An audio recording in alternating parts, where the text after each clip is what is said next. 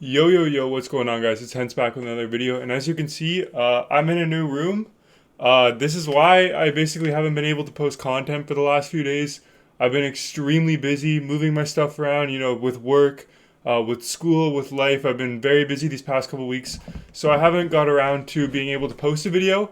But today I am going to kind of post a video about the state of the market, kind of give an update on the market, and kind of tell you guys how to make coins right now. I haven't even played NHL really since the new event has come out. I've had a chance to play a little bit. Just when I set up my setup here, I wanted to play a little bit to make sure that everything was hooked up right, and my connection was fine. So I ended up making Ovechkin, and since the last video, honestly, I think that I've made a few team builders.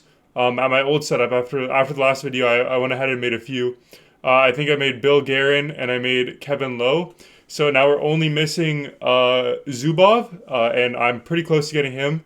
I'll show you guys in a minute what I've been doing with that. I've also made Teravainen. Suzuki should be a 78 overall right now. I got Lindros from doing the objectives. If you guys don't know how to do that, go watch Thrash's video. Go watch Sleeve's video. They both posted a video on that. I got Lindros from that, which is actually the lowest rated one that you can get. However, he's very good in game. Obviously, I haven't used him yet, but last year he was very good in game, so I'm assuming it'll be the same this year.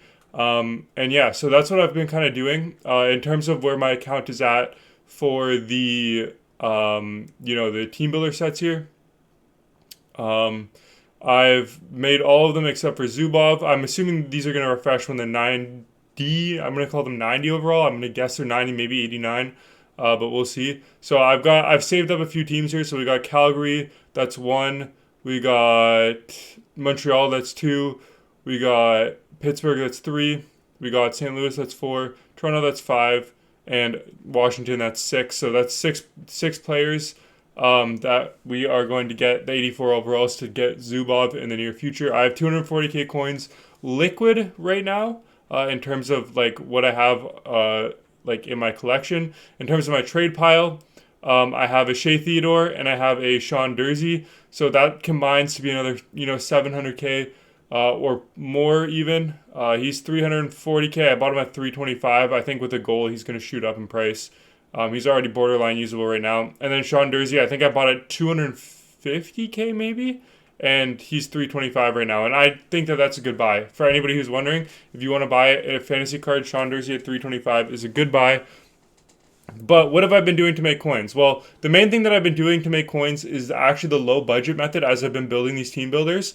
And how you guys are going to do that, a lot of you guys have been asking, how do I make coins with not a lot of coins?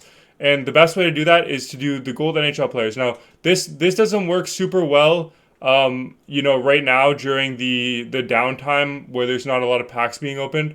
However, I am going to buy up these Leafs and that capital for my team because I know that I'm going to be needing them for the team builders, and they're the last sort of few remaining teams that I have left. But essentially, what you're going to be doing is when content comes around, when new packs get dropped, you're going to be taking a look at the market here, and you're going to be trying to buy these NHL cards at 1,000 coins. This is very good to do while you're building team builders, and also not while you're building team builders. You're going to look to buy them for about 1,000 coins when Rivals or Champs Rewards come out. And you're just going to buy every card that you see. Every single one that you see, you're just going to buy it up, buy it up, buy it up. Even if it's not for one of the teams that you're building and working towards, just buy those cards up, keep racking them up in your collection, and once you run out of coins, you stop.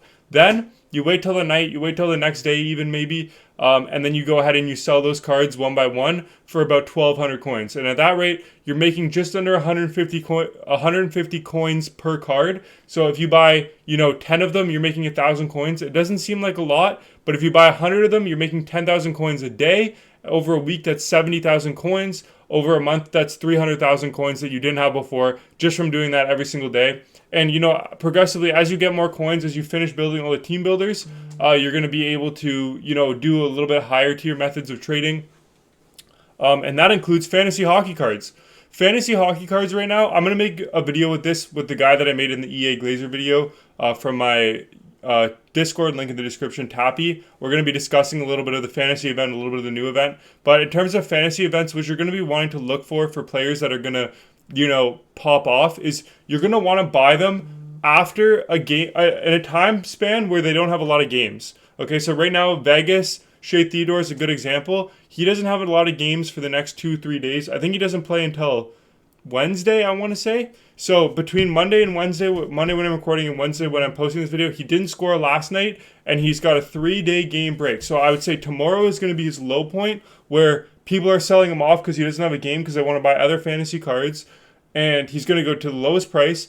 And then right before his game, his price is going to go up as people want to buy him. If he gets like a good scoring chance, if Vegas gets a power play, stuff like that, they're going to want to buy him up. And that's when you're going to want to sell them if you're going to want to make a quick flip. If not, you can gamble a little bit like I do, where you hope that they score. If they score in the game, then you can either decide to sell if you're happy with the price and buy a different one and do the same kind of method, or you can keep holding him and wait till he goes up, doubles in price, which I think that all of these Eagle cards are going to double in price.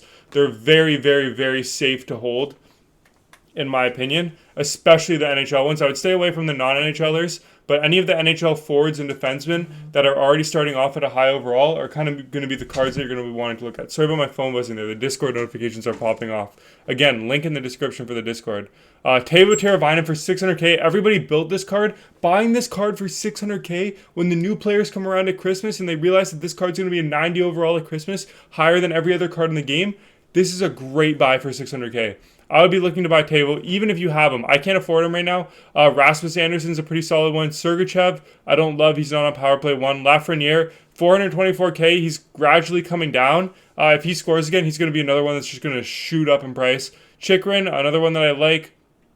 Byram, I was a little bit sour on him at first, but now I like him a little bit more. Zegras, Anaheim's doing really well right now, but he's not really a goal scorer, so I would kind of stay away. JT Miller's a great one. He's already 76 overall. He's been scoring like crazy. But I think he's going to slow down a little bit, and I think there's going to be a better opportunity to buy than right now because he's pretty hyped up right now. Matty Beniers, I don't think that there's enough time for him to get 99, so he's not one of the players that you're going to want to pick up to hold per se, but he could be a good player if he continues to not score and he goes down to like 100,000 coins. He could be a good player to pick up because he can pop off at any moment and his price is going to shoot up. Pavel Zach is a great one. I sold mine earlier. Kind of regretting that, but it is what it is. I got a pretty nice profit on him. Barzal is another good one. He should be a 79 overall now, I think. Teuvo, again, like I said. Beniers. Let's look at Corey Perry's not great. Sandin's not great. Theodore is a good one. So you're going to kind of want to be looking through these cards, monitoring it day to day, and kind of picking those cards that have a time gap between their last game and their current game, and maybe somebody who didn't score in their last game so that their price is a little bit deflated. You don't really want to buy in the hype. If a player scores, that's not when you want to buy the card. That's when they're going to be at their highest. I know that there's a lot of hype. I know that you're like, oh my god, this card's going to be 99 overall because he just scored. They're not really the cards that you're going to want to be buying. The cards that you're going to want to be buying are going to be the cards that haven't scored in a few games, like the Shea Theodores, like the Jacob Chikrins, like even the Matty Beniers if he comes down a little bit more. You're going to want to stay away from the JT Millers, from the Drew Doughties, from the, Teuvo's a different example because a lot of people built that card. But Barzal even is one that you maybe want to stay away from right now. Bowen Byram for sure you want to stay away from. Morgan Riley's one that you want to look at. Stay away from Dawson Mercer. He's not going to hit 99. Stay away from Dylan Cousins. It's going to be way too long before he hits 99. Anton Lundell, same thing. Shea Theodore's a good one to buy right now. Sean Dursey also is a good one. Rasmus Anderson just scored, but I think that he's still going to go up way more than what he is at right now. So I think he's still pretty solid, pretty safe to go.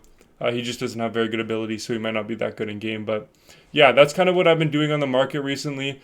Sorry, this is kind of more of an update video than it is a informational video. But yeah, I should be back to posting more frequently and maybe even throwing up some streams at some points during the week this week. So with that being said, thank you guys all so much for watching, and I will see you in the next one. Bye, guys.